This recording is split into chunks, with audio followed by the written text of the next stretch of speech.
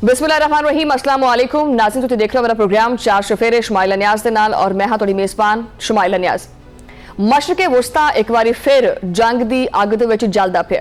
Iran और अमरीका के दरमियान कशीदगी जिहड़ी है वो इंतहाई खतरनाक हद तक वधदी जा रही है। इस कशीदगी ने एक बारी फिर खित्ते नूं तबाही दे दहाने दे उत्ते लिया के खड़ा कर दिता है। अमरीका और इजराइल दी मुश्तरका जाहरियत दे नतीजे दे विच ईरान दे मुख्तलिफ शहरां दे विच मुसलसल हमले जारी ने।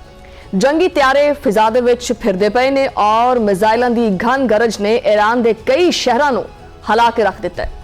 इतलावां आ रही ने कि इन्हां हमलियां दे विच ईरान दे विच जिहड़ियां शहादतां ने उन्हां दी जिहड़ी मजमूई तादाद हैगी है वो 1045 तक पहुंच गई है। तहरान दे विच आज सुबह सवेरे जोरदार धमाके दीयां आवाज़ां सुनिया गईयां ने। कुम दे नवाही इलाकों के मुख्तलिफ फौजी तनसीबात को निशाना बनाया गया, जबकि मेहरानाबाद एयरपोर्ट के इलाके दे शदीद बंबारी की गई है। ईरान के मुख्तलिफ सूबों के तबाही दी खबरां मुसलसल आंदियां पईयां ने। सुबह कज़वीन में एक जिहड़ा हैगा ना वो मैन्युफैक्चरिंग कंपनी उहदे उत्ते भी हमले का निशाना उन्होंने बनाया गया है, जिथे 23 अफराद जख्मी हुए ने, जबकि 6 जिहड़े अफराद ने उज्जा बहाक हो गए हैं। इजरायली फजाइया का यह कहना है कि हुण तक ईरान के उत्ते 5000 टन तो ज्यादा गोला बारूद असीं देख दिता है। अगर यह दावा दुरुस्त है तो फिर तो यह मतलब है कि यह कोई महदूद कार्रवाई नहीं हैगी, बल्कि यह एक मुकम्मल तौर पर जंगी मुहिम है जिस दे असरात पूरे खिते दे विच जिहड़ा ना महसूस किए जा रहे हैं। यह जंग हुण सिर्फ ईरान तक महदूद नहीं रही, बल्कि ये शोले जिहड़े है वो लबनान तक भी पहुंच गए। लबनान के शुमाल दे विच फलस्तीनी पनाहगुजीन कैंप के उत्ते इसराइली जिहड़ा ना हमला किया गया, जबकि जनूबी लबनान के मुख्तलिफ इलाकों नूं भी निशाना बनाया गया। इन्हां हमलियां दे नतीजे दे विच घट्टो घट्ट 5 अफराद शहीद हो गए।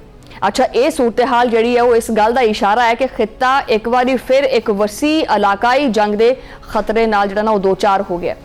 मशरक़े वुस्ता पहले ही जिहड़ा ना कई दहाइयां तो तनाज़ात और जिहड़ी जंग है उहदा मैदान रहा है, और हर नई जंग खिते नूं मजीद गैर मुस्तहकम कर देती है। अगर ये कशीदगी इसी तरह वधदी रही तो फिर ये असरात ना सिर्फ खिते बल्कि पूरी दुनिया ते पै सकते हैं। दुनिया और फिजा तो बाद जिहड़ा है ना वो हुण जमीन और फिजा तो बाद हुण समंदर जिहड़ा है ना वो भी महफूज नहीं रहा, वो भी जंग का मैदान बन गया।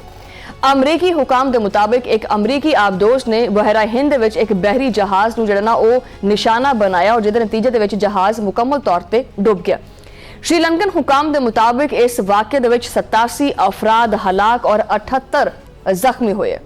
हुण तक 87 लाशां कड्डियां गईयां ने, जबकि 32 अफराद नूं जिंदा बचाया गया और कई अफराद ऐसे ने जिहड़े लापता ने। श्रीलंका का यह कहना है कि यह जहाज भारत की मशरकी बंदरगाह ते जिहड़ा ना वो ईरान वापस जाता पिया सी, जिन्हों जिहड़ा ना वो निशाना बनाया गया। अगर ये दावा दुरुस्त है तो यह वाकया आलमी तजारत और समंदरी रास्तियां वास्ते एक खतरनाक किस्म का जिहड़ा ना इशारा है। दुनिया की बहुत वड्डी जिहड़ी मैशतां ने वो इन्हीं रास्ता के उत्ते इन्हिसार करदियां ने, और अगर ये रास्ता जंग का मैदान बन गया तो फिर जिहड़ी आलमी मैशियत है वो शदीद बहरान का शिकार हो सकती है। अच्छा, इसी दौरान अमरीकी हुकाम ने एक होर दावा कर दिता है। उन्होंने आख्या कि इराकी कुर्द जंगजू जड़े ने उन्होंने ईरान के खिलाफ जमीनी कार्रवाइयां शुरू कर दित्तियां ने। एक अमरीकी एहलकार ने अमरीकी टीवी के उत्ते गलबात करते हुए आख्या कि हज़ारों जिहड़े कुर्द जंगजू ने वो सरहद पार करके ईरानी इलाकों के विच दाखिल होंदे पे ने। ठीक है, यानी हुण समझ लो कि बूट्स ऑन द ग्राउंड वाली जिहड़ी सिचुएशन है वो आंदी पई है।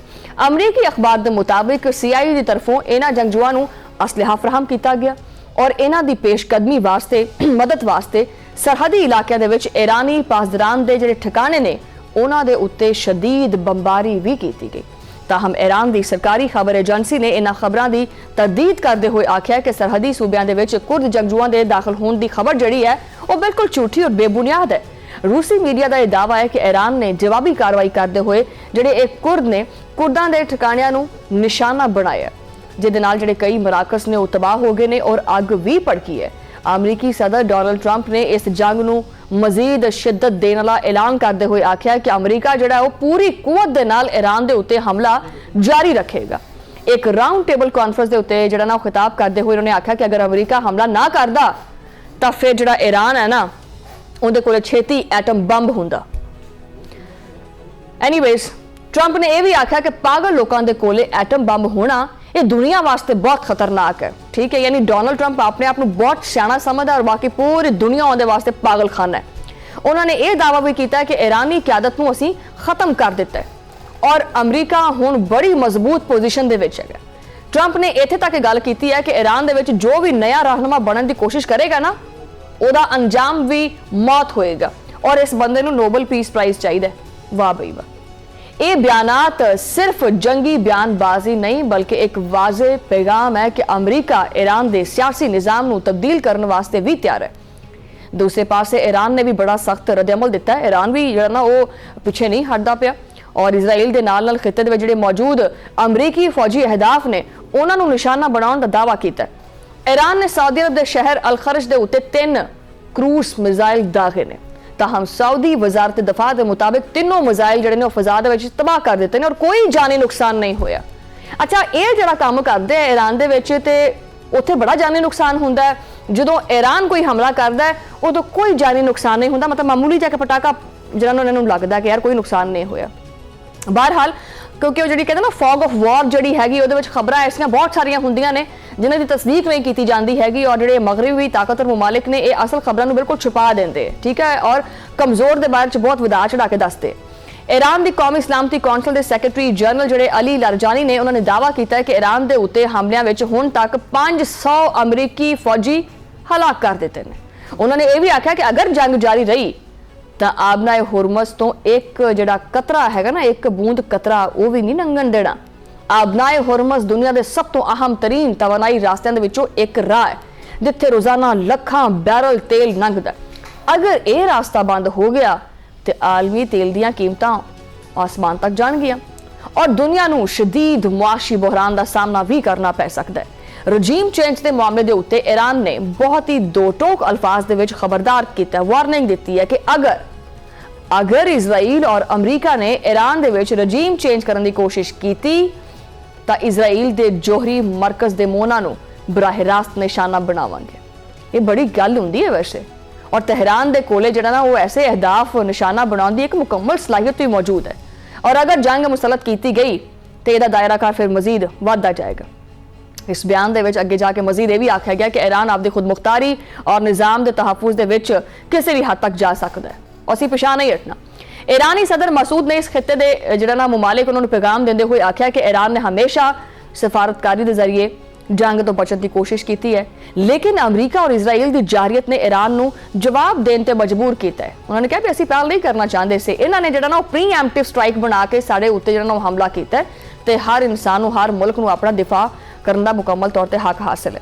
ਉਹਨਾਂ ਨੇ ਇਹ ਵੀ ਆਖਿਆ ਕਿ ਈਰਾਨ ਆਪਦੇ ਜਿਹੜੇ ਉਹਨਾਂ ਦੇ ਪੜੋਸੀ ਮੁਮਾਲਿਕ ਨੇ ਉਹਨਾਂ ਦੀ ਜਿਹੜੀ ਖੁਦਮੁਖਤਾਰੀ ਹੈ ਉਹਦਾ ਇਹਤਰਾਮ ਵੀ ਕਰਦਾ ਹੈ ਔਰ ਖਿੱਤੇ ਦੇ ਵਿੱਚ ਜਿਹੜਾ ਨਾ ਉਹ ਅਮਨ ਇਸਤਹਿਕਾਮ ਵੀ ਚਾਹੁੰਦਾ ਹੈ। ਉਹ ਨਹੀਂ ਚਾਹੁੰਦਾ ਕਿ ਖਿੱਤੇ ਦੇ ਵਿੱਚ ਜਿਹੜਾ ਉਹ ਗੜਬੜ ਪੈਦਾ ਹੋਵੇ ਜਾਂ ਇੰਤਸ਼ਾਰ ਫੈਲੇ, ਲੇਕਿਨ ਅਗਰ ਇਸ ਜੰਗ ਜਿਹੜਾ ਨਾ ਉਹ ਸਾਡੇ ਤੇ ਮੁਸਲਤ ਕੀਤੀ ਗਈ ਤਾਂ ਫਿਰ ਈਰਾਨ ਆਪਦੇ ਦਫਾ ਦਾ ਜਿਹੜਾ ਹੱਕ ਹੈ ਉਹ ਮੁਕੰਮਲ ਇਸਤੇਮਾਲ ਕਰੇਗਾ। ਉਹਨਾਂ ਨੇ ਇਹ ਵੀ ਆਖਿਆ ਕਿ ਈਰਾਨ ਖਿੱਤੇ ਦੇ ਵਿੱਚ ਅਮਨ ਚਾਹੁੰਦਾ ਹੈ ਮਗਰ ਆਪਦੀ ਸਰਜ਼ਮੀਨ ਔਰ ਖੁਦਮੁਖਤਾਰੀ ਦੇ ਤਹਫੁਜ਼ ਵਾਸਤੇ ਕੋਈ ਵੀ ਸਮਝੌਤਾ ਨਹੀਂ ਕਰੇਗਾ। ਦਿਲਚਸਪ ਗੱਲ ਇੱਥੇ ਇਹ ਹੈ ਕਿ ਅਮਰੀਕਾ ਦੇ ਅੰਦਰ ਵੀ ਇਸ ਜੰਗ ਦੇ ਉੱਤੇ ਇਖਤਲਾਫਾਤ ਸਾਹਮਣੇ ਆਣਾ ਸ਼ੁਰੂ ਹੋ ਗਏ ਨੇ। ਅਮਰੀਕਾ ਦੇ ਸਾਬਕ ਵਜ਼ੀਰ ਖਾਰਜਾ ਐਂਟੋਨੀ ਬਲਿੰਕਨ ਨੇ ਟਰੰਪ ਇੰਤਜ਼ਾਮੀਆ ਨੂੰ ਜੰਗ ਖਤਮ ਕਰਨ ਦੀ ਤਜਵੀਜ਼ ਦਿੰਦੇ ਹੋਏ ਆਖਿਆ ਹੈ ਕਿ ਇੱਕ ਰਾਸਤਾ ਇਹ ਵੀ ਹੋ ਸਕਦਾ ਹੈ ਕਿ ਅਮਰੀਕਾ ਐਲਾਨ ਕਰੇ ਕਿ ਉਹਨੇ ਈਰਾਨ ਦੇ ਜੋਹਰੀ ਔਰ ਮਿਜ਼ਾਈਲ ਪ੍ਰੋਗਰਾਮ ਨੂੰ ਕਮਜ਼ੋਰ ਕਰ ਦਿੱਤਾ ਔਰ ਉਸ ਤੋਂ ਬਾਅਦ ਇਹ ਜਿਹੜੀ ਜੰਗ ਹੈ ਉਹਨੂੰ ਖਤਮ ਕਰ ਦਿੱਤਾ ਜਾਵੇ। ਅੱਛਾ, ਬਰਤਾਨੀਆ ਦੀ ਜਿਹੜੀ ਖੁਫੀਆ ਏਜੰਸੀ ਹੈ MI6 ਉਹਦੇ ਮੁਤਾਬਿਕ ਸਰਬਰਾਹ ਜਾਨ ਸੁਰਾਜ਼ ਨੇ ਵੀ ਇਸ ਜੰਗ ਨੂੰ ਗੈਰ ਜ਼ਰੂਰੀ ਕਰਾਰ ਦਿੰਦੇ ਹੋਏ ਆਖਿਆ ਹੈ ਕਿ ਜੀ ਈਰਾਨ ਦੀ ਜਿਹੜੀ ਤਰਫੋਂ ਪੇਸ਼ਗੀ ਦੀ ਹਮਲਾ ਦਾ ਜਿਹੜਾ ਖਤਰਾ ਸਮਝਿਆ ਜਾ ਰਿਹਾ ਸੀ ਉਹ ਕੋਈ ਖਤਰਾ ਨਹੀਂ ਹੈਗਾ ਔਰ ਇਸ ਜੰਗ ਦੇ ਨਤੀਜੇ ਦੇ ਵਿੱਚ ਈਰਾਨ ਦੇ ਵਿੱਚ ਵੈਨਜ਼ੁਏਲਾ ਤੋਂ ਵੀ ਜ਼ਿਆਦਾ ਖਤਰਨਾਕ ਜਿਹੜੀ ਸੂਰਤ-ਏ-ਹਾਲ ਹੈ ਉਹ ਪੈਦਾ ਹੋ ਸਕਦੀ ਹੈ। ਇਸੇ ਦੌਰਾਨ ਚੀਨ ਨੇ ਮਸ਼ਰਕੇ ਵਸਤਾ ਦੇ ਵਿੱਚ ਵਧਦੀ ਹੋਈ ਕਸ਼ੀਦਗੀ ਨੂੰ ਘੱਟ ਕਰਨ ਵਾਸਤੇ ਸਫਾਰਤੀ ਕੋਸ਼ਿਸ਼ਾਂ ਤੇਜ਼ ਕਰ ਦਿੱਤੀਆਂ। ਚੀਨੀ ਵਜ਼ੀਰ ਖਾਰਜਾ ਨੇ ਸਾਊਦੀ ਅਰਬ ਔਰ ਮੁਤਹਿਦਾ ਅਰਬ ਅਮਾਰਾਤ ਦੇ ਵਜ਼ੀਰ ਖਾਰਜਾ ਨਾਲ ਟੈਲੀਫੋਨ ਦੇ ਉੱਤੇ ਗੱਲਬਾਤ ਕੀਤੀ ਹੈ ਔਰ ਆਖਿਆ ਕਿ ਚੀਨ ਖਿੱਤੇ ਦੇ ਵਿੱਚ ਅਮਨ ਵਾਸਤੇ ਸਾਲਸੀ ਦਾ ਕਿਰਦਾਰ ਅਦਾ ਕਰਨ ਵਾਸਤੇ ਤਿਆਰ ਹੈ। ਚੀਨ ਨੇ ਇਹ ਐਲਾਨ ਕੀਤਾ ਹੈ ਕਿ ਉਹ ਮਸ਼ਰਕੇ ਵਸਤਾ ਦੇ ਵਿੱਚ ਆਪਦਾ ਖਸੂਸੀ ਜਿਹੜਾ ਨੁਮਾਇੰਦਾ ਹੈ ਉਹ ਭੇਜੇਗਾ ਤਾਂ ਕਿ ਜਿਹੜੀ ਕਸ਼ੀਦਗੀ ਹੈ ਉਹ ਘੱਟ ਹੋ ਸਕੇ। ਚੀਨ ਦਾ ਇਹ ਕਹਿਣਾ ਹੈ ਕਿ ਸ਼ਹਿਰੀਆਂ ਨੂੰ ਨਿਸ਼ਾਨਾ ਬਣਾਉਣਾ ਸੁਰਖ ਲਕੀਰ ਹੈ ਔਰ ਤਵਾਨਾਈ ਮਰਾਕਜ਼ ਔਰ ਬਹਿਰੀ ਰਾਸਤਿਆਂ ਨੂੰ ਮਹਿਫੂਜ਼ ਰੱਖਣਾ ਜ਼ਰੂਰੀ ਹੈ। चीन दीयां ਇਹ ਸਰਗਰਮੀਆਂ ਜ਼ਾਹਰ ਕਰਦੀਆਂ ਕਿ ਆਲਮੀ ਤਾਕਤਾਂ ਇਸ ਜੰਗ ਦੇ ਮੁਮਕਿਨਾ ਆਲਮੀ ਅਸਰਾਤ ਤੋਂ ਬੜੀਆਂ ਡਰੀਆਂ ਬੈਠੀਆਂ ਨੇ। इसी दौरान रूस ने भी यूरोप को एक बड़ा सख्त पैगाम दिता है। रूसी सदर व्लादिमीर पुतिन ने आख्या है कि अगर यूरोपीय यूनियन रूसी गैस और LNG के उत्ते पाबंदियां आयद करती है तो रूस भी यूरोप को गैस की सप्लाई रोकने के उत्ते गौर कर सकता है। तवानाई दी कीमतों के पहले ही बहुत ज़्यादा इजाफा हो गया और अगर रूस ने वाकई गैस सप्लाई रोक दी तो यूरोप को शदीद तवानाई बहरान का सामना करना पै सकता है। इस सूरत हाल के आलमी मैशियत मजीद दबाव का शिकार भी हो सकती है। गैर मुल्की मीडिया रिपोर्ट्स की जी एक तहकीकाती रिपोर्ट है उसके मुताबिक 9/11 तो बाद अमरीका ने दुनिया भर के 3 वड्डियां जंगां लड़ियां ने और 10 ममालिक के उत्ते फजाई और जमीनी हमले भी किए। इन्हां जंगां दे विच तकरीबन 9,40,000 अफराद हलाक होए और हुण ईरान के खिलाफ जारी जंग ने एक बार फिर दुनिया को एक इंतहाई खतरनाक मोड़ के उत्ते लिया के खड़ा कर दिता है। ये सिर्फ ईरान और इजराइल की जंग नहीं है बल्कि आलमी ताकतों के मफादात, तवानाई के राह, असलहे की सनत, जोग्राफियाई सियासत, ये सारा कुछ मिलकर एक जंग बनता जा रहा है। अगर ये जंग मजीद फैलती है तो ये असरात सिर्फ मशरक़ वुस्ता तक नहीं रहेंगे बल्कि पूरी दुनिया को इसकी कीमत चुकानी पै सकती है। दुनिया तो पहले ही एक माशी बहरान, तवानाई की किल्लत और सियासी अदम इस्तेहकाम का सामना करती पई है। अगर इस जंग ने आलमी सतह के उत्ते एक बहुत बड़े तनाजे की शक्ल इख्तियार कर ली तो फिर आने वाले दिन पूरी दुनिया वास्ते इंतहाई और नहायत खतरनाक साबित हो सकते हैं। सो नाज़रीन, इस सारे मुद्दे के उत्ते आपां गलबात करांगे तफसीली तौर पर, लेकिन एक छोटी जी ब्रेक तो बाद।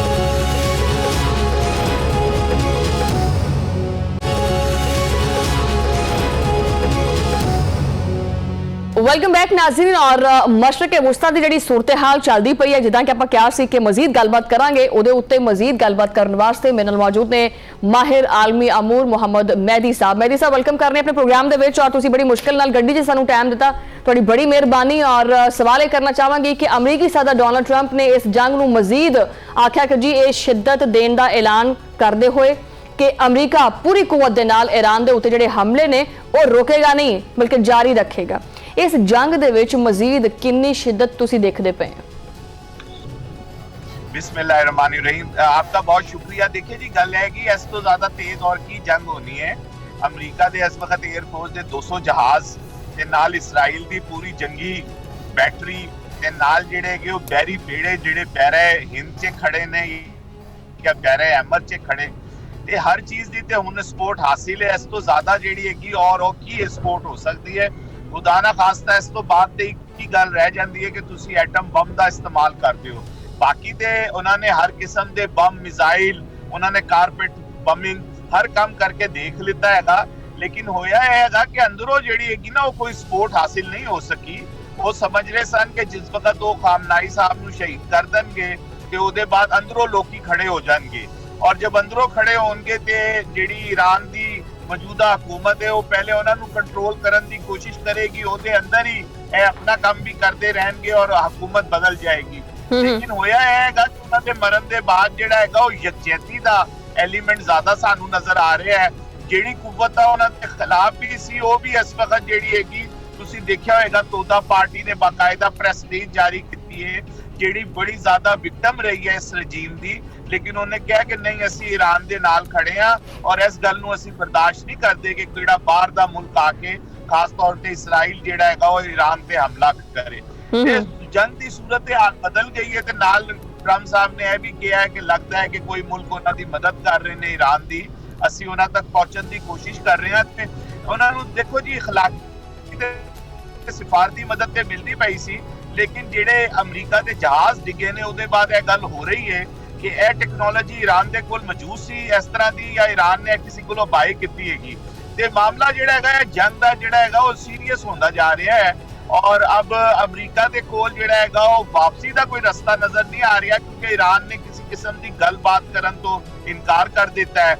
ओदी गलबात ना करन दा मतलब हैगा कि वो कोई क्वेश्चन नहीं देना चाह रहा, कोई रास्ता नहीं देखना चाह रहा। बहरहाल पाकिस्तान ते तुर्की जिहड़े हैगे ने वो कोशिश करते पे ने कि यह लड़ाई जिहड़ी हैगी वो खित्ते तक ना ज्यादा फैले और ईरान जिहड़े हैगे वो अरब दुनिया पे हमले ना करे। देखो बहरहाल कोई ना कोई गलबात जिहड़ी हैगी वो भी नाल नाल चल रही है, लेकिन हुनी सरे दस ਇਹ ਲੱਗਦਾ ਹੈਗਾ ਕਿ ईरान ਦੀ ਕਿਆਦਤ ਨੇ ਫੈਸਲਾ ਕਰ ਲਿੱਤਾ ਹੈ ਕਿ ਉਹ ਹਰ ਕਿਸਮ ਦਾ ਜਵਾਬ ਦੇਣਗੇ।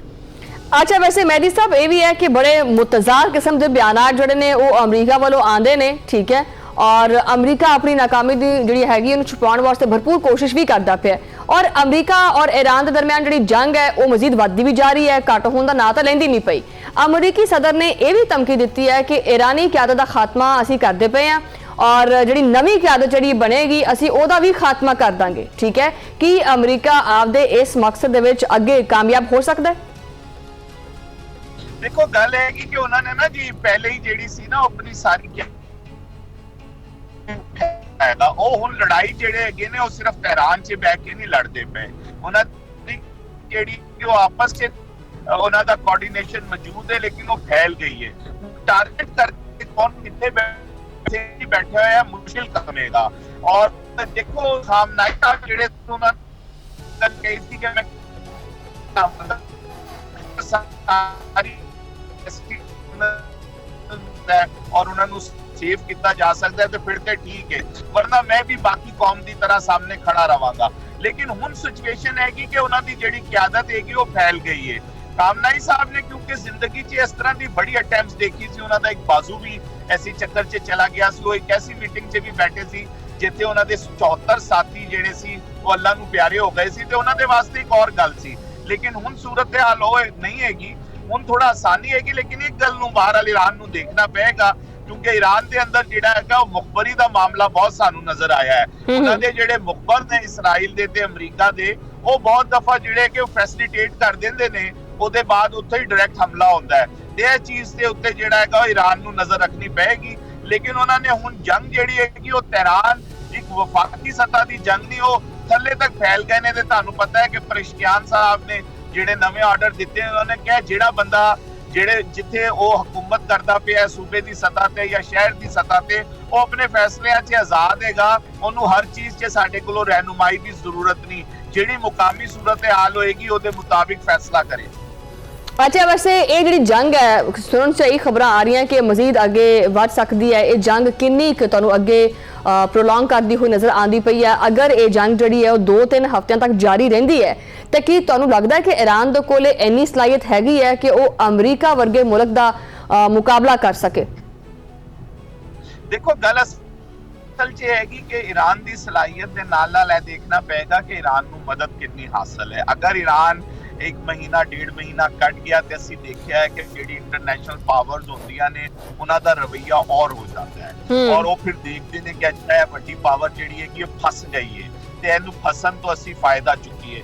असीं इहदी एग्जांपल्स जिहड़ी है कि हुण यूक्रेन च देख रहे हैं, उस तो पहले अफगानिस्तान च असीं सोवियत यूनियन दा हाल देखे। अगर ईरान सस्टेन कर गया अगले 1 महीने तक तो फिर यह लड़ाई जिहड़ी होएगी वो सामने तो ईरान ही लड़ता पिया होएगा जैसे अफगानी लड़ते पे सी या यूक्रानी लड़ते पे ने, लेकिन असल च जिहड़ी हैगी वो फिर वो तमाम फोर्सां इकट्ठी हो जाणगियां जिहड़ी अमरीका दी हेजमनी नूं पसंद नहीं करदे।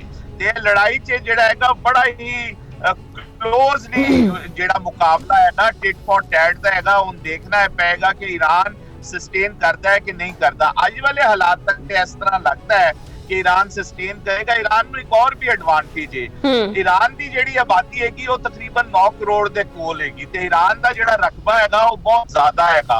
जिहड़े मुल्कां 'च इस तो पहले असीं लड़ाई देखी सी जिथे बहुत जल्दी अमरीका कामयाब हो गया, उत्थे सब तो वड्डी गल ऐ सी कि उत्थे पॉपुलेशन नहीं सी और जिहड़ी पॉपुलेशन सी वो भी बड़ी वड्डे लैवल ते डिवाइड सी। लेकिन मेनलैंड जिहड़ा ईरान दा हैगा उत्थे असल च डिवीजन नहीं हैगी, एक ही एथनिक ग्रुप रहिंदा है, एक ही मजहब के लोग रहते ने ते बहुत वड्डी तादाद च रहंदे ने ते उन्हां नूं काबू करना और अगर वो अपने सोल्जर जिहड़े हैगा जमीन ते उतारदा हैगा ईरान च ते फिर की सिचुएशन बनेगी तो बड़ी नाजुक की सूरत हाल है। यह देखना यही पेगा कि ईरान सस्टेन कब तक करता है। अगर सस्टेन कर गया महीने तक तो फिर ओदे बाद सिचुएशन जिहड़ी है कि अमरीका वास्ते दिन ब दिन मुश्किल और खतरनाक। हाँ। अच्छा, वैसे ये जी जंग है वो सिर्फ ईरान तक कहते कि महदूद नहीं रहनी क्योंकि ये जिहड़े शोले ने वो लेबनान तक भी पहुंच गए है।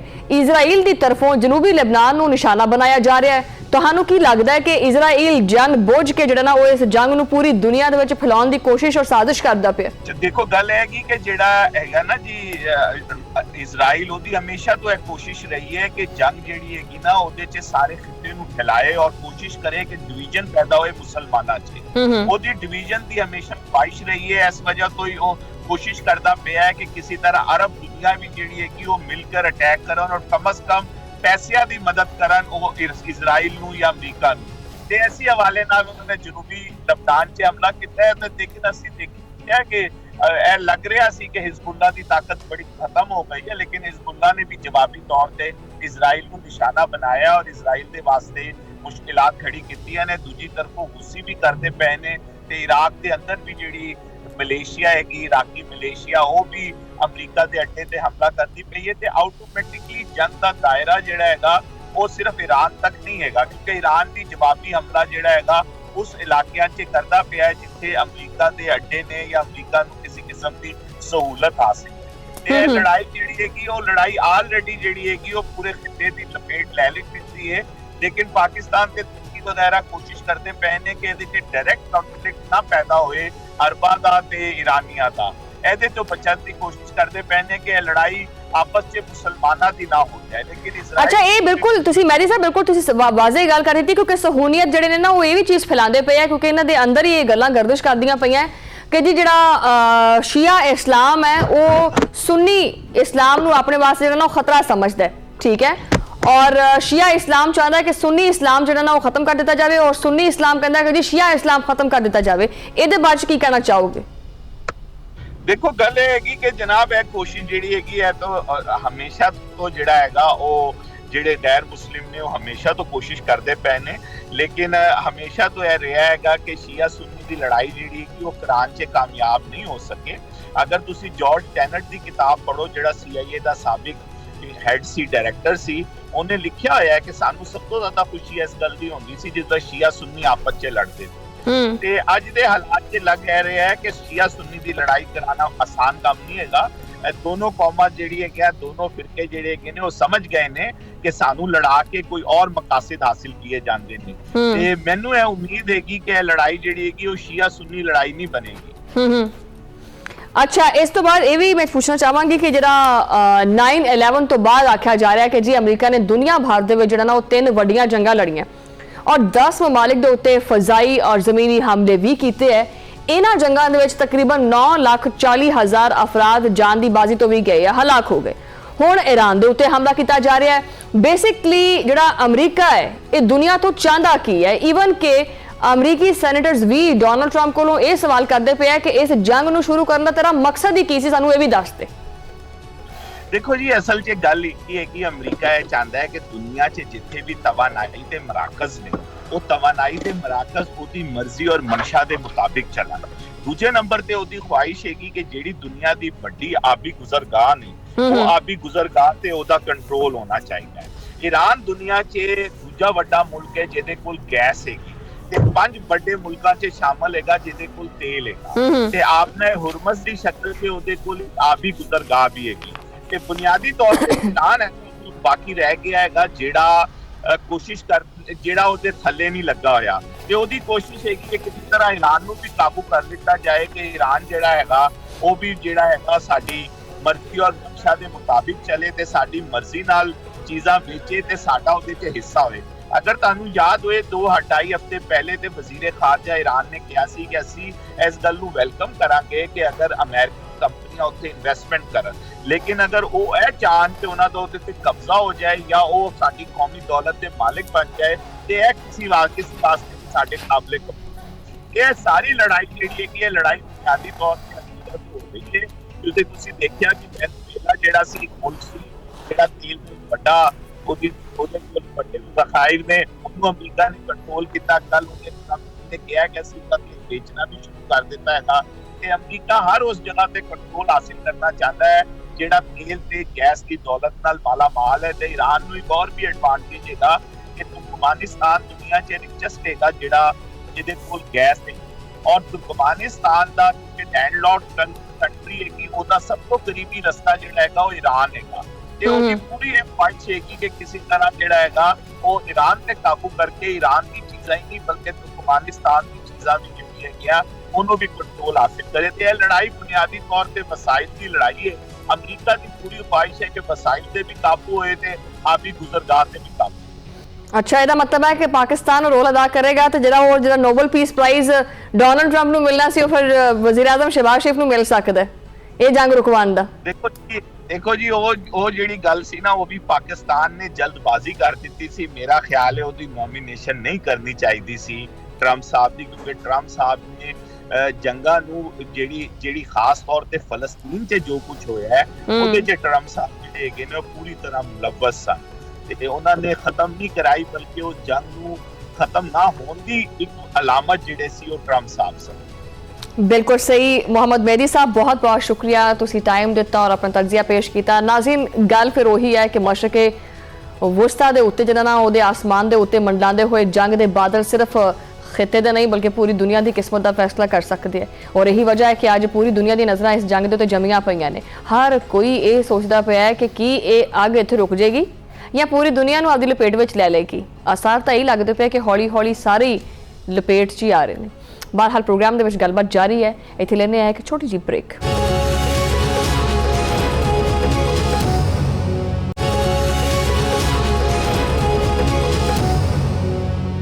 ਵੈਲਕਮ ਬੈਕ ਨਾਜ਼ਰੀਨ, ਔਰ ਪ੍ਰੋਗਰਾਮ ਦੇ ਇਸ ਹਿੱਸੇ ਦੇ ਵਿੱਚ ਗੱਲਬਾਤ ਕਰਾਂਗੇ ਪਾਕ ਫੌਜ ਦੀ ਦਹਿਸ਼ਤਗਰਦਾਂ ਦੇ ਖਿਲਾਫ ਜਿਹੜੇ ਤਾਬੜਤੋੜ ਹਮਲੇ ਨੇ ਉਹ ਹਜੇ ਤੱਕ ਜਾਰੀ ਨੇ ਔਰ ਆਪਰੇਸ਼ਨ ਗਜ਼ਵ-ਉਲ ਹੱਕ ਦੇ ਵਿੱਚ ਪੂਰੀ ਸ਼ਿੱਦਤ ਦੇ ਨਾਲ ਕਾਰਵਾਈਆਂ ਤੇਜ਼ ਕਰ ਦਿੱਤੀਆਂ ਗਈਆਂ ਨੇ। ਤਾਜ਼ਾ ਕਾਰਵਾਈਆਂ ਦੇ ਵਿੱਚ ਪਾਕਿਸਤਾਨ ਦੇ ਜਦੀਦ ਜੰਗੀ ਤਿਆਰੀਆਂ ਨੇ ਅਫਗਾਨਿਸਤਾਨ ਦੇ ਅੰਦਰ ਮੌਜੂਦ ਜਿਹੜੇ ਦਹਿਸ਼ਤਗਰਦਾਂ ਦੇ ਠਿਕਾਣੇ ਨੇ ਉਹਨਾਂ ਨੂੰ ਨਿਸ਼ਾਨਾ ਬਣਾਇਆ, ਜਿੱਥੇ ਪਾਕਿਸਤਾਨ ਦੇ ਖਿਲਾਫ ਜਿਹੜਾ ਨਾ ਉਹ ਹਮਲੇ ਦੀ ਜਿਹੜੀ ਮਨਸੂਬਾਬੰਦੀ ਹੈ ਉਹ ਕੀਤੀ ਜਾਂਦੀ ਸੀ। ਤਾਜ਼ਾ ਹਮਲਿਆਂ ਦੇ ਵਿੱਚ ਕੰਧਾਰ ਦੇ ਵਿੱਚ ਅਫਗਾਨ ਤਾਲਿਬਾਨ ਦੇ ਬ੍ਰਿਗੇਡ ਹੈੱਡਕੁਆਟਰ ਦੇ ਉੱਤੇ 205 ਕੋਰ ਨੂੰ ਜਿਹੜਾ ਨਾ ਉਹ ਤਬਾਹ ਕਰ ਦਿੱਤਾ ਗਿਆ ਔਰ ਇਹਦੇ ਨਾਲ ਸਿਕਿਉਰਿਟੀ ਜ਼ਰਾਏ ਦੇ ਮੁਤਾਬਿਕ ਇਸ ਕਾਰਵਾਈ ਦੇ ਵਿੱਚ ਅਫਗਾਨ ਤਾਲਿਬਾਨ ਦੇ ਜਿਹੜੇ ਅਹਿਮ ਅਸਕਰੀ ਇਨਫਰਾਸਟ੍ਰਕਚਰ ਨੇ ਉਹਨਾਂ ਨੂੰ ਕਾਫੀ ਹੱਦ ਤੱਕ ਸ਼ਦੀਦ ਨੁਕਸਾਨ ਵੀ ਪਹੁੰਚਿਆ ਔਰ ਇਹਦੇ ਨਾਲ ਪਾਕ ਫੌਜ ਨੇ ਤਾਲਿਬਾਨ ਰਜੀਮ ਦੇ ਐਮੂਨੀਸ਼ਨ ਡਿਪੂ ਨੂੰ ਵੀ ਨਿਸ਼ਾਨਾ ਬਣਾਉਂਦੇ ਹੋਏ ਜਿਹੜਾ ਭਾਰੀ ਮਿਕਦਾਰ ਦੇ ਵਿੱਚ ਉੱਥੇ ਅਸਲਾ ਗੋਲਾ ਬਾਰੂਦ ਪਿਆ ਸੀ ਉਹ ਜ਼ਖੀਰਾ ਕੀਤਾ ਗਿਆ ਸੀ ਉਹਨੂੰ ਵੀ ਨਿਸ਼ਾਨਾ ਬਣਾਇਆ। ਇਹਨਾਂ ਹਮਲਿਆਂ ਤੋਂ ਬਾਅਦ ਤਾਲਿਬਾਨ ਰਜੀਮ ਨੂੰ ਇੱਕ ਭਾਰੀ ਫੌਜੀ ਨੁਕਸਾਨਾਤ ਦਾ ਸਾਹਮਣਾ ਵੀ ਕਰਨਾ ਪੈ ਰਿਹਾ ਔਰ ਉਹਨਾਂ ਨੇ ਕਈ ਜੰਗੀ ਮਰਾਕਿਜ਼ ਵੀ ਮੁਕੰਮਲ ਤੌਰ ਤੇ ਤਬਾਹ ਹੋ ਚੁੱਕੇ ਨੇ। ਇਹ ਕਾਰਵਾਈਆਂ ਕਿਸੇ ਜਾਰਹੀਅਤ ਦੇ ਤਹਿਤ ਨਹੀਂ ਬਲਕਿ ਪਾਕਿਸਤਾਨ ਦੇ ਦਫਾ ਵਾਸਤੇ ਕੀਤੀਆਂ ਜਾ ਰਹੀਆਂ ਨੇ। ਗੁਜ਼ਸ਼ਤਾ ਕਈ ਮਹੀਨਿਆਂ ਤੋਂ ਪਾਕਿਸਤਾਨ ਮੁਸਲਸਲ ਇਹ ਸ਼ਿਕਾਇਤ ਕਰਦਾ ਰਿਹਾ ਹੈ ਕਿ ਅਫਗਾਨਿਸਤਾਨ ਦੀ ਸਰਜ਼ਮੀਨ ਦਹਿਸ਼ਤਗਰਦ ਤੰਜ਼ੀਮਾਂ ਵਾਸਤੇ ਮਹਿਫੂਜ਼ ਪਨਾਹਗਾਹ ਬਣ ਚੁੱਕੀ ਹੈ। ਸਰਹੱਦ ਪਾਰ ਤੋਂ ਫਿਤਨਤੁਲ ਖਵਾਰਿਜ ਔਰ ਦੀਗਰ ਸ਼ਿੱਦਤ ਪਸੰਦ ਜਿਹੜੇ ਗਰੋਹ ਨੇ ਉਹ ਪਾਕਿਸਤਾਨ ਦੇ ਉੱਤੇ ਆ ਕੇ ਹਮਲੇ ਕਰਦੇ ਨੇ। ਇਹਨਾਂ ਹਮਲਿਆਂ ਦੇ ਵਿੱਚ ਸਿਕਿਉਰਿਟੀ ਅਹਿਲਕਾਰਾਂ ਔਰ ਆਮ ਸ਼ਹਿਰੀ ਜਿਹੜੇ ਨਾ ਉਹਨਾਂ ਨੂੰ ਨਿਸ਼ਾਨਾ ਬਣਾਇਆ ਜਾਂਦਾ ਹੈ ਔਰ ਉਹ ਸ਼ਹੀਦ ਹੋ ਜਾਂਦੇ ਆ। ਪਾਕਿਸਤਾਨ ਨੇ ਪਹਿਲੇ ਸਿਫਾਰਸ਼ੀ ਸਤਹ ਦੇ ਉੱਤੇ ਇਹ ਮਸਲਾ ਚੁੱਕਿਆ ਔਰ ਬਾਰਹਾ ਖਬਰਦਾਰ ਕੀਤਾ, ਲੇਕਿਨ ਜਦੋਂ ਹਾਲਾਤ ਦੇ ਵਿੱਚ ਬਿਹਤਰੀ ਨਾ ਆਈ ਤਾਂ ਪਾਕਿਸਤਾਨ ਨੇ ਫੈਸਲਾ ਕੀਤਾ ਕਿ ਹੁਣ ਸਿਰਫ ਔਰ ਸਿਰਫ ਮੂੰਹ ਨਾਲ ਗੱਲ ਨਹੀਂ ਕਰਨੀ, ਹੁਣ ਚਪੇੜਾਂ ਪੈਣਗੀਆਂ। ਯਾਨੀ ਹੁਣ ਸਿਰਫ ਅਲਫਾਜ਼ ਨਹੀਂ ਬਲਕਿ ਅਮਲੀ ਕਾਰਵਾਈ ਕੀਤੀ ਜਾਏਗੀ। ਇਸ ਸਿਲਸਿਲੇ ਦੇ ਵਿੱਚ ਇੱਕ ਬਹੁਤ ਵੱਡੀ ਕਾਮਯਾਬੀ ਸਾਹਮਣੇ ਆਈ ਹੈ। ਪਾਕਿਸਤਾਨ ਨੇ ਅਫਗਾਨਿਸਤਾਨ ਦੇ ਸਭ ਤੋਂ ਅਹਿਮ ਫੌਜੀ ਅੱਡਿਆਂ ਦੇ ਵਿੱਚ ਸ਼ੁਮਾਰ ਹੋਣ ਵਾਲੇ ਬਗਰਾਮ 에ਅਰਬੇਸ ਨੂੰ ਨਿਸ਼ਾਨਾ ਬਣਾਇਆ ਔਰ ਮਾਰੂਫ ਅਮਰੀਕੀ ਅਖਬਾਰ ਨਿਊਯਾਰਕ ਟਾਈਮਜ਼ ਨੇ ਆਪਣੀ ਰਿਪੋਰਟ ਦੇ ਵਿੱਚ ਲਿਖਿਆ ਹੈ ਕਿ ਆਪਰੇਸ਼ਨ ਗਜ਼ਵ-ਉਲ ਹੱਕ ਦੇ ਦੌਰਾਨ ਪਾਕਿਸਤਾਨ ਨੇ ਬਗਰਾਮ 에ਅਰਬੇਸ ਨੂੰ ਕਾਮਯਾਬੀ ਨਾਲ ਨਿਸ਼ਾਨਾ ਬਣਾਇਆ ਔਰ ਸੈਟੇਲਾਈਟ ਤਸਵੀਰਾਂ ਦੇ ਜ਼ਰੀਏ ਇਸ ਹਮਲੇ ਦੇ ਵਿੱਚ 에ਅਰਬੇਸ ਨੂੰ ਇੱਕ 에ਅਰਕ੍ਰਾਫਟ ਹੈਂਗਰ ਔਰ 2 ਜਿਹੜੇ ਵੇਅਰ ਹਾਊਸਸ ਨੇ ਉਹਨਾਂ ਨੂੰ ਮੁਕੰਮਲ ਤੌਰ ਤੇ ਤਬਾਹ ਕੀਤਾ ਹੈ। ਬਗਰਾਮ 에ਅਰਬੇਸ ਅਫਗਾਨਿਸਤਾਨ ਦੇ ਸਭ ਤੋਂ ਅਹਿਮ ਅਸਕਰੀ ਮਰਾਕਜ਼ ਦੇ ਵਿੱਚੋਂ ਇੱਕ ਮਰਕਜ਼ ਸਮਝਿਆ ਜਾਂਦਾ ਹੈ ਔਰ ਇਹਦੇ ਉੱਤੇ ਹਮਲਾ ਇਸ ਗੱਲ ਦਾ ਇੱਕ ਵਾਜ਼ਿਹ ਸਬੂਤ ਹੈ ਕਿ ਪਾਕਿਸਤਾਨ ਹੁਣ ਦਹਿਸ਼ਤਗਰਦੀ ਦੇ ਖਿਲਾਫ ਕਾਰਵਾਈ ਦੇ ਵਿੱਚ ਕਿਸੇ ਵੀ ਹੱਦ ਤੱਕ ਜਾਣ ਨੂੰ ਤਿਆਰ ਬੈਠਾ ਹੋਇਆ। ਅੱਛਾ, ਇਹ ਜਿਹੜੀ ਸੂਰਤ-ਏ-ਹਾਲ ਹੈ ਉਹ ਸਿਰਫ ਸਿਕਿਉਰਿਟੀ ਦਾ ਮਸਲਾ ਨਹੀਂ ਹੈਗੀ ਬਲਕਿ ਇਨਸਾਨੀ ਹਕੂਕ ਦਾ ਵੀ ਮਸਲਾ ਬਣਦੀ ਜਾ ਰਹੀ ਹੈ। ਅਫਗਾਨ ਤਾਲਿਬਾਨ ਦੇ ਇਕਤਦਾਰ ਦੇ ਵਿੱਚ ਆਉਣ ਤੋਂ ਬਾਅਦ ਅਫਗਾਨਿਸਤਾਨ ਦੇ ਵਿੱਚ ਇਨਸਾਨੀ ਹਕੂਕ ਦੀ ਸੂਰਤ-ਏ-ਹਾਲ ਮੁਸਲਸਲ ਬਦਤਰੀਨ ਖਰਾਬਤਰ ਹੁੰਦੀ ਗਈ ਹੈ। ਖਾਸ ਕਰਕੇ ਖਵਾਤੀਨ ਦੇ ਹਕੂਕ ਦੇ ਹਵਾਲੇ ਨਾਲ ਅਫਗਾਨਿਸਤਾਨ ਨੂੰ ਜਿਹੜਾ ਦੁਨੀਆ ਦਾ ਇੱਕ ਬਦਤਰੀਨ ਮਮਾਲਿਕ ਦੇ ਵਿੱਚ ਸ਼ੁਮਾਰ ਕੀਤਾ ਜਾ ਰਿਹਾ ਹੈ। ਆਲਮੀ ਖਵਾਤੀਨ ਇੰਡੈਕਸ ਦੇ ਮੁਤਾਬਿਕ ਅਫਗਾਨਿਸਤਾਨ 180 ਮਮਾਲਿਕ ਦੇ ਵਿੱਚ ਆਖਰੀ ਨੰਬਰ ਤੇ ਆ ਚੁੱਕਿਆ।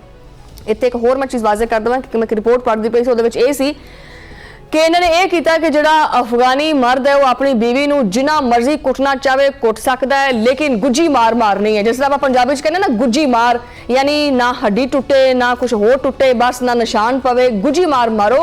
ਔਰ ਅਗਰ ਮਤਲਬ ਇਹ ਨਹੀਂ ਮਾਰ ਸਕਦਾ ठीक है, बस जी बीवी है ना वो उत्ते कोई कट नहीं लगना चाहिए, वो हड्डी नहीं टुटनी चाहिए, बाकी तुसी जो मर्जी करो। अगर हड्डी टुटती है और अगर जो ना वो बॉडी के उत्ते निशान पैंदा है या मांस फटता है तो सिर्फ मर्द नूं 15 दिन की सज़ा दी जाएगी। ये इन्होंने औरतों के हकूक के बारे बहुत बड़ा एक फैसला किया है। सो नाज़रीन, जॉर्ज टाउन इंस्टीट्यूट अमरीका की तरफों एक रिपोर्ट के मुताबिक अफगान तालिबान के दौर के हर 5 दे विचों एक अफगान खातून तशद्दुद का शिकार भी होंदी है। अफगान तालिबान ने खवातीन नूं तालीम, रोजगार और सेहत की बुनियादी सहूलियात इन्हां सारियां तो महरूम किया होया। ठीक है, लड़कियां वास्ते स्कूल बिल्कुल बंद कर दिते ने, खवातीन यूनिवर्सिटियां दे विच दाखिले की इजाजत नहीं देंदे और बेशतर मुलाजमतां तो कट देंदे ने। खवातीन तो बगैर किसी भी मुआशरे की तरक्की मुमकिन नहीं हो सकती। लेकिन अफगानिस्तान दे विच तालिबान की सख्त पॉलिसियां ने खवातीन नूं तां मुकम्मल तौर पर आख्या कि भी ये तां इंसान ही नहीं है कि उन्होंने समाजी जिंदगी तो अलग के बल्कि पुट के बाहर मारे है। यही वजह है कि आलमी बरादरी मुसलसल अफगान तालिबान के उत्ते तनकीद करती पई है। पाकिस्तान की अस्करी क्यादत भी इस सूरत हाल के उत्ते मुसलसल नजर रखे हुए है। चीफ ऑफ डिफेंस फोर्सेज और आर्मी चीफ फील्ड मार्शल सैयदार से मुनीर ने जनूबी वजीरिस्तान के इलाके वाना का दौरा किया है और जिथे उन्होंने अगले मोर्चों के उत्ते तैनात अफसरान और जवानों नाल मुलाकात भी की है। ISPR के मुताबिक फील्ड मार्शल नूं मगरबी सरहद के उत्ते सिक्योरिटी सूरत हाल और ऑपरेशन गज़बुल हक की पेशरफ के बारे में तफसीली तौर पर दसिया गया है। इस मौका के उत्ते उन्होंने जिहड़ा ना मादरे वतन के दफा दे विच जान कुर्बान करने वाले शहदा नूं खिराज अकीदत पेश किया और यादगार शहदा के उत्ते फूल भी रखे। आपदे खिताब दे विच फील्ड मार्शल आसिम मुनीर ने वाज़े अल्फाज दे विच ये चीज़ आखी कि शहदा दीयां कुर्बानियां पाकिस्तान की सलामती और इस्तेहकाम की बुनियाद ने। उन्होंने आख्या कि पाकिस्तान की मुसल्लह अफवाज दहशतगर्दी के खात्मे वास्ते हर मुमकिन कदम चुकेगी और किसी नूं भी पाकिस्तान के अमन नाल खेडन की असीं इजाजत नहीं देवांगे। फील्ड मार्शल ने नौजवानों के बुलंद हौसले और पेशावराना सलाहियत नूं सराहते हुए ये चीज़ आखी कि पाकिस्तान की फौज दुनिया की बेहतरीन अफवाज के विच शामिल है और हर चैलेंज का मुकाबला करने वास्ते तैयार है और हर चैलेंज का मुकाबला करने की सलाहियत रखती है। फील्ड मार्शल आसिम मुनीर ने अफगान तालिबान नूं भी एक पैगाम दिता है, बड़ा वाज़े। उन्होंने आख्या कि पाकिस्तान और अफगानिस्तान के दरमियान पायदार अमन उसी वक्त मुमकिन हो सकता है जो अफगान तालिबान दहशतगर्द तंजीमां की हमायत बिल्कुल रोक दें। उन्होंने ये भी आख्या कि अगर अफगान तालिबान वाकई खिते दे विच अमन चाहते हैं तो फिर आपकी सरजमीन दहशतगर्दां वास्ते इस्तेमाल ना होने दें। बसूरत दीगर पाकिस्तान आपकी सलामती वास्ते तहफ़्फ़ुज़ वास्ते हर जरूरी कदम चुकेगा और इसका हक रखता है। पाकिस्तान ने वाज़े कर दिता कि अफगानिस्तान दे विच जारी फौजी कार्रवाइयां ये छेती खत्म जिहड़ा करने का कोई इरादा नहीं हैगा जदों तक सरहद पार दे उत्तों जिहड़ा ना पाकिस्तान दो निशाना बनाने वाले जिहड़े शिद्दत पसंद ग्रोह ने उन्हां दा मुकम्मल तौर ते सफाया नहीं हो जाता उदों तक ये जिहड़ा ऑपरेशन है ये जारी रहेगा। मतलब हुण गल जिहड़ी है 440 है, हुण नहीं असीं रुकदे, हुण काम वध गया। ठीक है, आलमी खबर इसा इदारे ब्लूमबर्ग के मुताबिक पाकिस्तान के एक सीनियर सिक्योरिटी अहदेदार ने आख्या कि जी ये ऑपरेशन उदों तक जारी रहना है जदों तक दहशतगर्द नैटवर्क्स मुकम्मल तौर पर खत्म नहीं हो जाते। पाकिस्तान के इस मौकफ नूं आलमी सतह के उत्ते बड़ी तवज्जो मिलती पई है। दिलचस्प गल इत्थे यह है कि पाकिस्तान की हालिया अस्करी कामयाबियां ने इहदी दफाई सनत नूं मजीद मजबूत भी किया है। दुश्मन भी पाकिस्तान की अस्करी कामयाबी की तारीफ करने उत्ते मजबूर हो गया। भारतीय अखबार द हिंदू ने आपकी रिपोर्ट विच की लिखिया है। मजेदार गल यह है कि उन्होंने ये लिखिया है कि हालिया जंगी कामयाबियां और आलमी सतह के उत्ते पाकिस्तानी फौज की जी पजीराई है उहदे तो बाद पाकिस्तान की दफाई बरामदात दे विच बड़ी तेजी देखी गई है। पाकिस्तान ने सऊदी अरब के नाल दफाई मुआहदे किए जबकि मुत्तहिदा अरब अमारात के नाल भी दफाई ताउन वधदा पिया। इस तो अलावा पाकिस्तान अजरबाईजान, म्यांमार, नाइजीरिया और बांग्लादेश के नाल भी दफाई मुआहदियां की तैयारी करता पिया। इस सूरत हाल इस गल की निशानदही है कि पाकिस्तान ना सिर्फ दहशतगर्दी के खिलाफ जंग लड़ता पिया बल्कि आपदी दफाई सनत नूं भी मजबूत बनाता पिया। दिफाई माहिरीन के मुताबिक पाकिस्तान की दिफाई पैदावार हुण कई अरब डॉलर सालाना तक पहुंच चुकी है और मुस्तकबिल दे विच इहदे विच मजीद इजाफा भी आ सकता है। दूसरे पासे पाक अफगान कशीदगी ने आलमी ताकतां नूं बड़ी हैरत दे विच मुब्तला कर दिता है। रूस ने इस मामले के उत्ते सालसी की पेशकश की है। रूस के खसूसी नुमाइंदे ने आख्या है कि पाकिस्तान और अफगानिस्तान के दरमियान हालिया झड़पां बड़ियां तशवीशनाक ने ਔਰ ਉਹਨਾਂ ਨੇ ਸਫਾਰਤਕਾਰੀ ਦੇ ਜ਼ਰੀਏ ਹੱਲ ਜਿਹੜਾ ਨਾ ਉਹ ਕਰਨਾ ਚਾਹਿਆ ਹੈ। ਮਾਸਕੋ ਦੇ ਵਿੱਚ ਰੂਸੀ ਨੁਮਾਇੰਦੇ ਨੇ ਤਾਲਿਬਾਨ ਰਜੀਮ ਦੇ ਸਫੀਰ ਗੁਲ ਹਸਨ ਦੇ ਨਾਲ ਮੁਲਾਕਾਤ ਕੀਤੀ ਔਰ ਦੋਨੋਂ ਮੁਲਕਾਂ ਦੇ ਦਰਮਿਆਨ ਕਸ਼ੀਦਗੀ ਘੱਟ ਕਰਨ ਵਾਸਤੇ ਇਮਕਾਨਾਤ ਦੇ ਉੱਤੇ ਗੱਲਬਾਤ ਵੀ ਕੀਤੀ। ਉਧਰ ਦੂਜੇ ਪਾਸੇ ਅਫਗਾਨ ਵਜ਼ੀਰ ਖਾਰਜਾ ਨੇ ਕਾਬਲ ਦੇ ਵਿੱਚ ਚੀਨੀ ਸਫੀਰ ਨਾਲ ਮੁਲਾਕਾਤ ਕੀਤੀ, ਜਿਹਦੇ ਵਿੱਚ ਖਿੱਤੇ ਜਿਹੜੀ ਸੂਰਤ-ਹਾਲ ਹੈਗੀ ਹੈ ਉਹਦੇ ਉੱਤੇ ਵੀ ਤਬਾਦਲਾ ਖਿਆਲ ਕੀਤਾ ਗਿਆ। ਇਹ ਸਾਰੀਆਂ ਸਫਾਰਤੀ ਸਰਗਰਮੀਆਂ ਇਸ ਗੱਲ ਦੀ ਅਲਾਮਤ ਹੈ ਕਿ ਦੁਨੀਆ ਇਸ ਕਸ਼ੀਦਗੀ ਨੂੰ ਇੱਕ ਬਹੁਤ ਵੱਡੇ ਬੁਹਰਾਨ ਦੇ ਵਿੱਚ ਤਬਦੀਲ ਹੁੰਦੇ ਦੇਖਣਾ ਨਹੀਂ ਚਾਹੁੰਦੀ। ਤਾਹਮ ਹਕੀਕਤ ਇਹ ਹੈ ਕਿ ਜਦੋਂ ਤੱਕ ਦਹਿਸ਼ਤਗਰਦੀ ਦਾ ਮਸਲਾ ਹੱਲ ਨਹੀਂ ਹੁੰਦਾ ਉਦੋਂ ਤੱਕ ਖਿੱਤੇ ਦੇ ਵਿੱਚ ਇੱਕ ਜਿਹੜਾ ਅਮਨ ਹੈ ਨਾ ਉਹ ਨਹੀਂ ਆ ਸਕਦਾ। ਪਾਕਿਸਤਾਨ ਦਾ ਮੌਕਫ ਬੜਾ ਵਾਜ਼ਿਹ ਹੈ, ਪਾਕਿਸਤਾਨ ਜੰਗ ਨਹੀਂ ਚਾਹੁੰਦਾ, ਲੇਕਿਨ ਅਗਰ ਉਹਦੀ ਸਰਜ਼ਮੀਨ ਦੇ ਉੱਤੇ ਹਮਲੇ ਕੀਤੇ ਜਾਣ ਤੇ ਉਹ ਚੁੱਪ ਕਰਕੇ ਬੈਠਾ ਰਹੇ, ਬਲਕਿ ਸੱਤੂ ਪੀ ਕੇ ਸੋ ਜਾਵੇ ਕਿ ਜੀ ਠੋਕ ਲਾ ਤੂੰ ਸਾਨੂੰ ਜਿੰਨਾ ਠੋਕਣਾ ਹੈ। ਉਹਦਾ ਮੂੰਹ ਤੋੜ ਜਵਾਬ ਦੇਣਾ ਚਾਹੀਦਾ ਹੈ ਔਰ ਦਿੱਤਾ ਜਾ ਰਿਹਾ ਹੈ। ਦਹਿਸ਼ਤਗਰਦੀ ਦੇ ਖਿਲਾਫ ਜੰਗ ਪਾਕਿਸਤਾਨ ਵਾਸਤੇ ਕੋਈ ਨਈ ਗੱਲ ਨਹੀਂ ਹੈਗੀ। ਗੁਜ਼ਸ਼ਤਾ ਕਈ ਸਾਲਾਂ ਤੋਂ ਪਾਕਿਸਤਾਨ ਨੇ ਦਹਿਸ਼ਤਗਰਦੀ ਦੇ ਖਿਲਾਫ ਬੇਮਿਸਾਲ ਕੁਰਬਾਨੀਆਂ ਦਿੱਤੀਆਂ ਨੇ, ਹਜ਼ਾरों ਫੌਜੀ ਸ਼ਹਿਰੀ ਆਪਣੀ ਜਾਨ ਦੀ ਬਾਜ਼ੀ ਹਾਰ ਕੇ, ਲੇਕਿਨ ਪਾਕਿਸਤਾਨ ਨੇ ਕਦੀ ਵੀ ਦਹਿਸ਼ਤਗਰਦੀ ਦੇ ਸਾਹਮਣੇ ਹਥਿਆਰ ਨਹੀਂ ਜਿਹੜੇ ਨਾ ਉਹ ਪਾਏ। ਔਰ ਅੱਜ ਇੱਕ ਵਾਰੀ ਫਿਰ ਪਾਕਿस्तान इसी अज़म के नाल खड़ा है। ऑपरेशन ग़ज़वुल अल हक सिर्फ एक फौजी कार्रवाई नहीं बल्कि एक पैगाम है कि पाकिस्तान आपदी सरजमीन के दफा वास्ते हर हद तक जा सकता है। यह पैगाम है कि दहशतगर्दां वास्ते कोई भी पनाहगाह हो नहीं रहेगी और यह पैगाम है कि पाकिस्तान दुश्मन जिहड़ा हैगा वो कुछ भी कर ले, जिथे मर्जी छुप जाए और उन्होंने इंसाफ के कटहरे दे विच लिया जाएगा।